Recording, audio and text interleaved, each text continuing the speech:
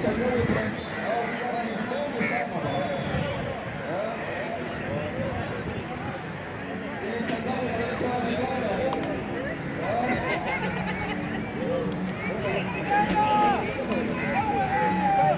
we have our 10th match of the day. Impala veterans pitted against Blue Ocean Chiefs. And Boka, it's good to know that we have Impala veterans who have won one, drawn one, lost one, while the Blue Ocean Chiefs have won two, drawn one, and yet to lose a match in this tournament. What are your sentiments?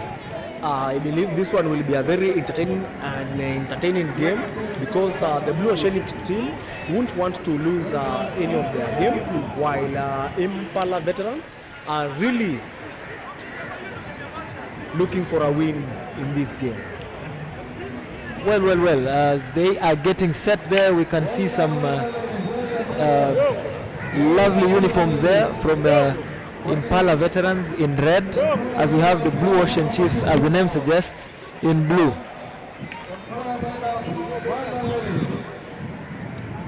Meanwhile, we hope that this team has had some cooler quantos, as Boka pointed out earlier on, and will therefore have some goals.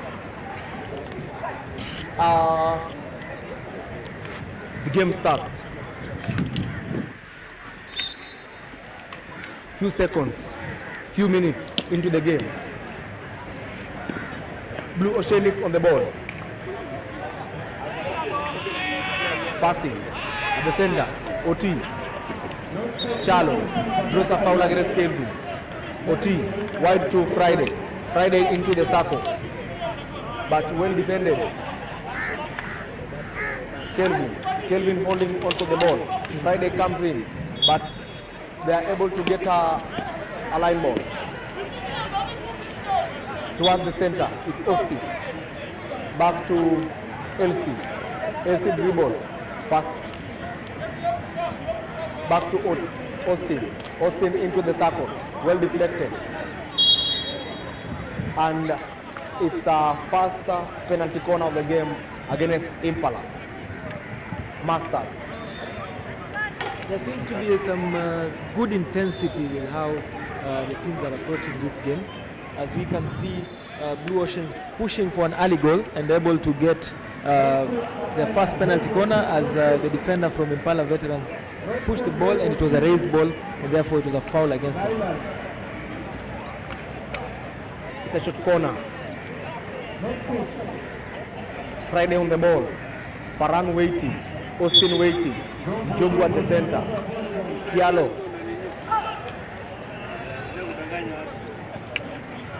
And they get their first goal of this game.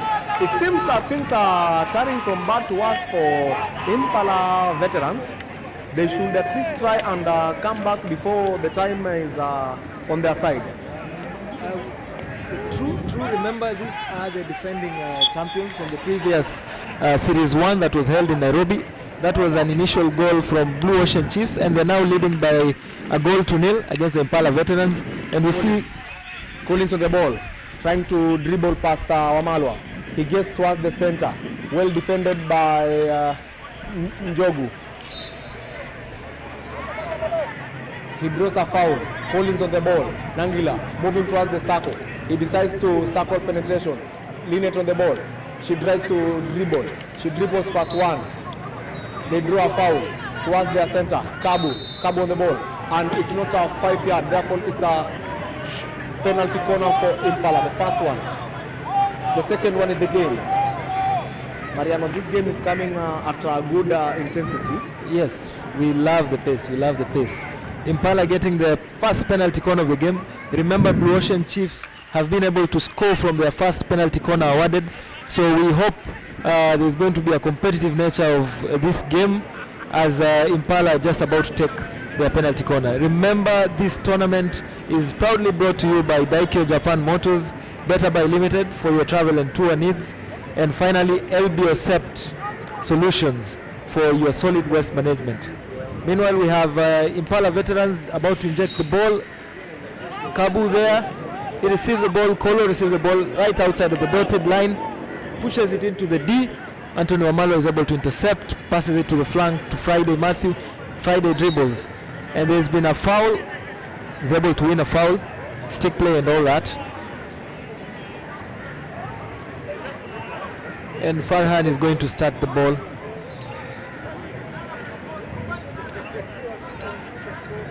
He scoops from the 23 line, and Friday Matthew is able to win the ball. Quite a nice reception, passes it to Obedo Toto. Boka, Obedo Toto was not previously in the game in Nairobi, and he's been brought in for Series 2 in Mombasa. Quite some good technical skill from him back in the day. Maybe I wasn't born. I'm a young 19. We know your age. We know your age. 19. Yes. Kienda sana 18. Okay. Regressive. Interesting. So there we have a free hit awarded to Impala veterans as the Blue Oceans lose the ball right at the baseline. Quick start to Kabu, and the ball deflects off his stick. And there's been a foul by Kabu against Jogu, and therefore the ball is a Blue Oceans ball following that foul. Jogu makes a quick start from that, passes it to Wamalo. Wamalo passes it to Austin. Austin scans, is able to find Ototo. Ototo receives the ball, tries to dribble, another 1-2, still dribbling. Some 3D skills there. Moving off with the ball. Oh, and he passes it off to Friday Matthews, not able to stop the ball at the baseline. Blue Ocean Chiefs 1, Impala Veterans 0. Ball brought off to the 23 line. Kabu passes it to Bila. Bila receives it on the sideline. The flank, tries to dribble past Njogu. Njogu wins it back. But then there's been a body check from Bila. And Njogu wins a foul. Green card for Bila for pushing the ball away. Is off. And we have Friday.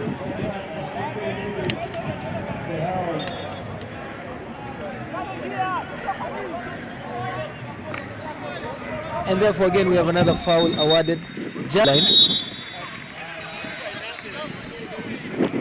Again the ball has been called back for Austin Otieno to restart.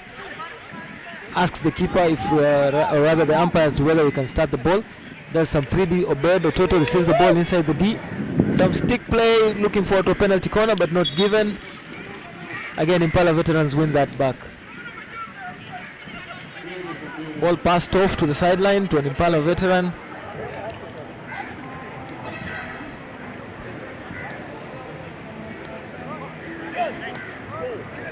Ball to Austin Otieno of Blue Oceans. Scoops, polite scoop to Esther. And then again the interception is less than 5 yards, marked as dangerous, and a foul awarded to Impala veterans, which is quickly started. Kabu wins the ball. Another foul against Anthony Omalwa, who's some good skill there from Kabu as he passes across to Maggie. Maggie stops the ball, passes it to the sideline, and there's nobody to intercept the ball. Brenda quite vocal in terms of the defensive duties.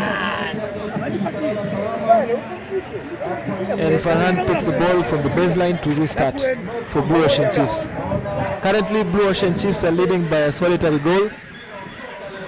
Scoop from Farhan Khan to Esther.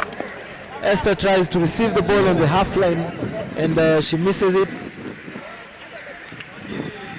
And the ball is out to the flanks for Shikanga of Impala veterans. This has been a quiet game for Skuku, for Impala veterans. I see him stepping up, Boka. Shikuku? Yes. Shikuku, I think what is disturbing Shikuku, today he decided to buy $1 million shoe, so he's a bit struggling. He's used to his 1968 Olympics shoes. Lovely 1-2 there from Blue Oceans. They get another penalty corner.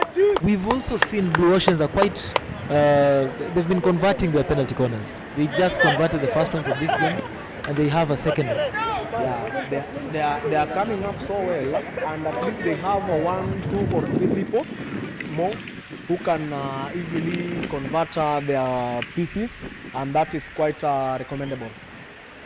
So once again we have Friday Matthew just about to push the ball. At the D-top we have Austin Otieno in position to stop the ball, and he stops it. Well, that has been taken back.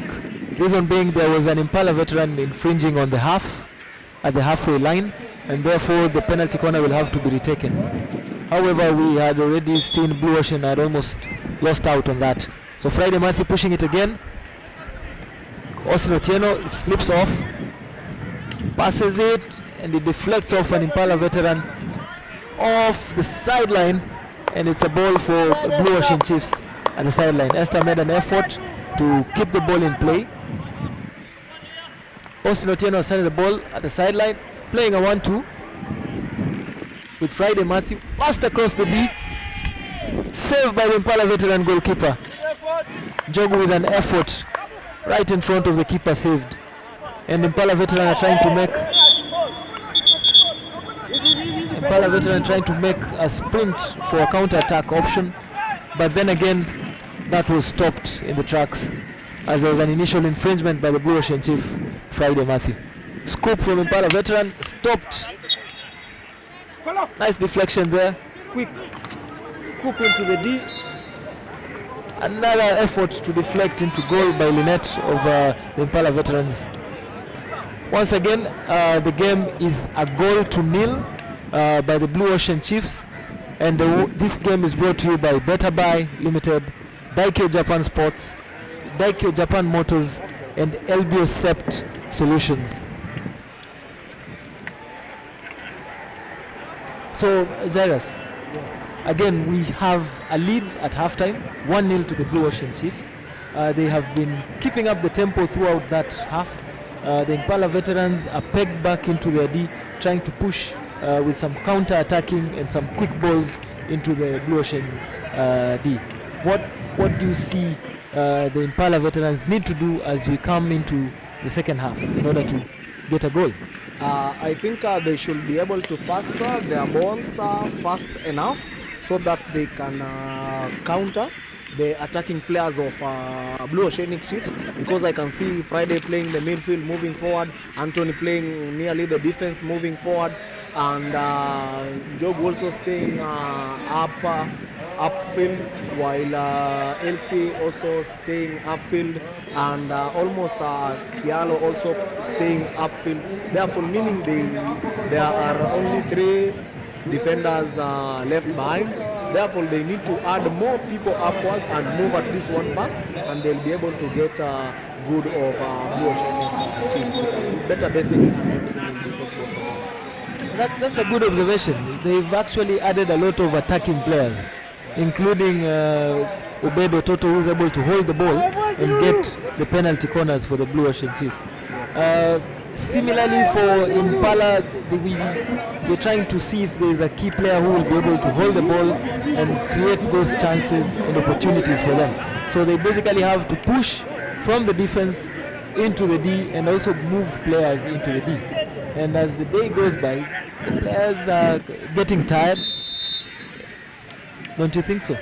Yeah, they will tire at one point, because there will be the sun is not that good on their side, and also the Blue Oceanic are used to this kind of humidity, and therefore they ought to get good of their counterparts Impala.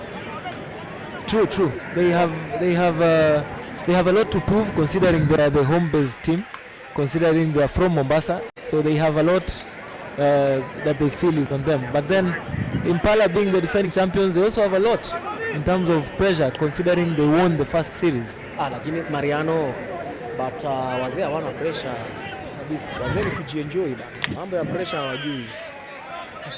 Mambo ya pressure wachia kuka. Wazee hawajui pressure. So hawana pressure. Their main aim is to enjoy, show the young kids the development in hockey, and all that will be so fantastic in the growth of hockey in the next 10 to 20 years to come from now. Good. These are some of the skills, these are some of the players that the young generation have heard of, or have, when they grow up, they'll know Kennedy Kialo playing striking at one time. But that was a foul from Kennedy Kialo. Again, he's not been on the 5-yard mark, so a foul called against him. Ball quickly pushed into the D. Wandera trying to win the ball, but then Malo has made an infringement. That's a foul. That was a quick, as I pointed out, that was a counter attack by Impala veterans. They're looking for someone to hold the ball so that they can quickly give support and be able to get that goal. Yes, for them, it will help them. As I said earlier, they need to get the ball faster into the Blue Oceanic defense, and it will help them so fast. Maybe they should take the better by tour to take them around the D for looking for a goal. Similarly, true. They need to move the ball faster into the D, and that is scooped off the pitch. If I do recall, most of the matches we've found that Impala have actually tried to come back, score a goal. They in the first match they ended up 1-1. They scored a goal just with a minute or less to go. In the other match was Island of Veterans were able to pip them just at the last 10 seconds, and they lost it 2-1, having come back to 1-1. Friday on the ball towards the center. Obed holding onto the ball. Back to the top of the circle. It's Austin. But Friday decided to play the defense for Impala veterans. That was a shot on target, or rather a drag on target. Kabu on the ball. Wide to Cheplait to Njogu. Njogu, improvement. Referee waves. Play on towards the circle. Cheplait still on the ball. He draws a penalty corner. That is what we are saying.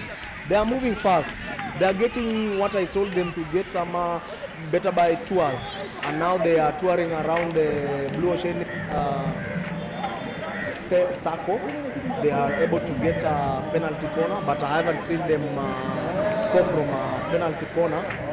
But let's see what they have for us in the back. Indeed, they've been able, Moses was able to carry the ball from the halfway mark, make some strides into the Blue Ocean circle, and now they have a penalty corner.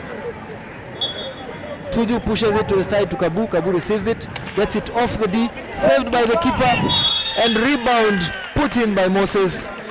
And again, Impala coming back, 1-1.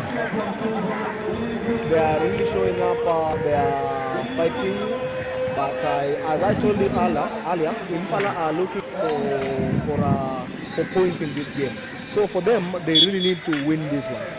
If they want to be safe in this second series, they need to at least win or get a point from this match.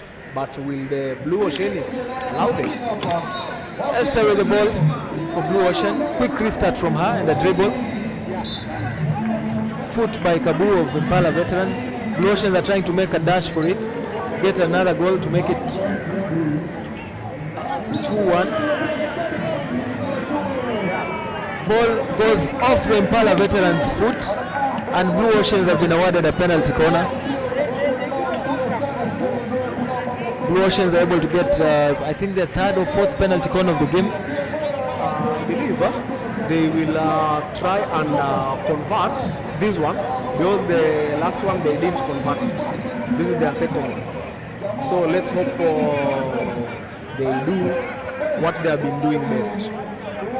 So as Impala veterans, Kabu tries to reiterate with the umpire on whether the infringement indeed was within the D or didn't even occur. We have Friday Matthew ready to push the ball, Tuju, Kabu ready to get to rush for this particular penalty corner. At the D top we have Austin Otieno in position as always with Farhan Khan. Ball pushed to Farhan Khan, back to Austin Otieno. He's been picked off by Kabu. There was a delay with how he handled that ball. Push to the side, and Olubayi misses the ball right at the 23 mark. Ball to Blue Ocean Chiefs. Esther starts the ball to Friday. Friday checks on who, 1-2. Austin, back to Elsie. Elsie passes it into the D. foul called by the umpire. Tuju about to start the ball, scans the pitch, checks his left side, and he scoops the ball. Antonio Maloa intercepts and misses it. Ball to Maloa. Patrick Maloa dribbles. He's able to put the ball into the feet of the Impala veteran, and they're able to get a restart. Yes, I can see both teams now are playing cautiously. No one is making real threats, but let's hope for an energized game as Tuju tries to move forward faster, but the ball moves faster than him, and therefore it's a line ball against him.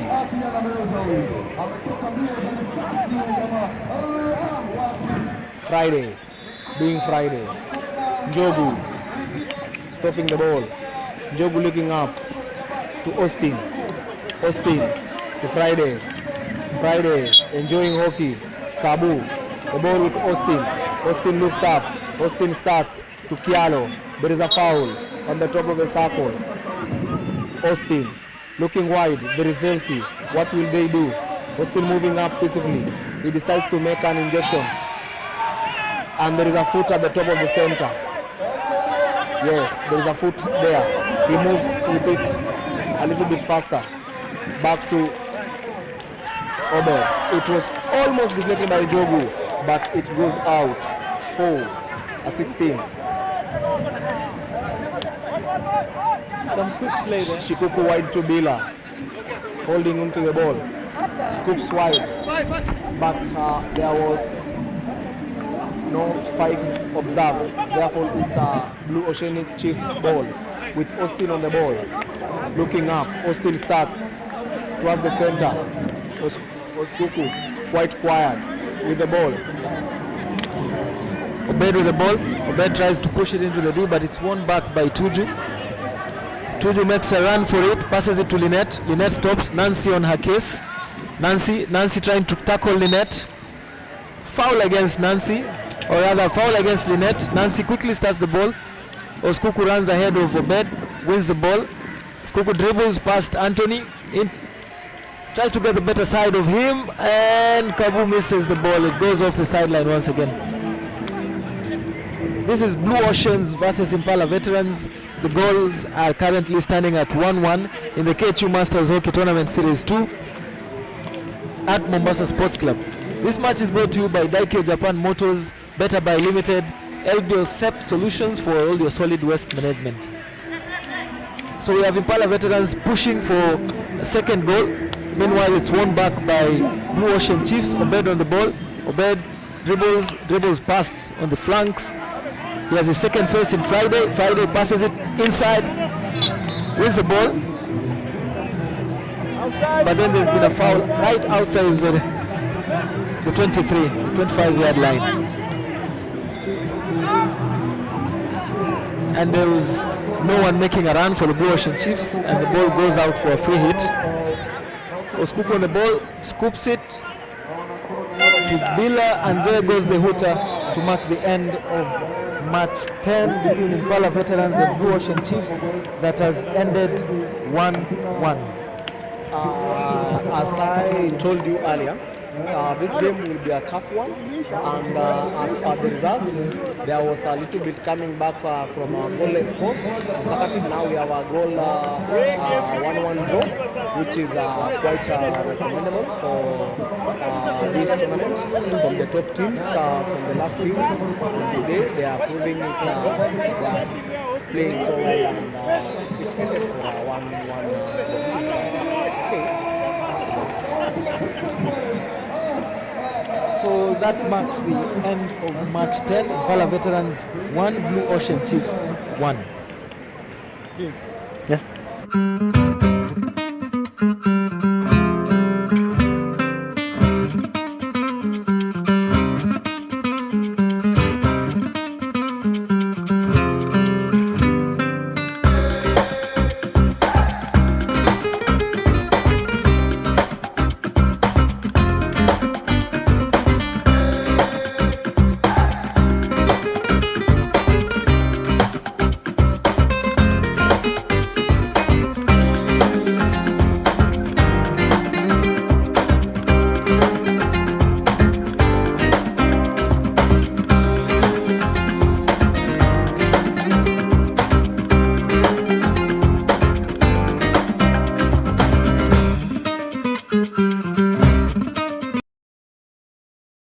you building your house and thinking of a good sewer system?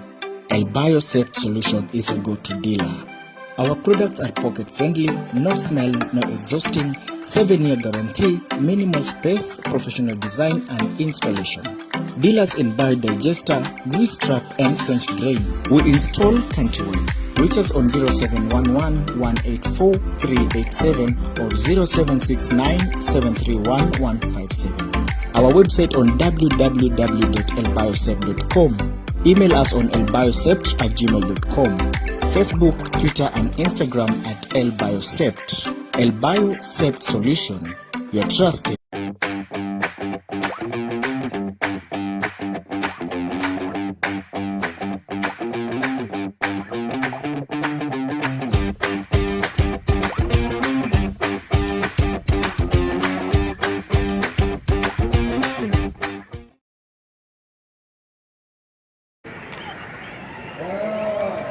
Kwanza hata mkusaidia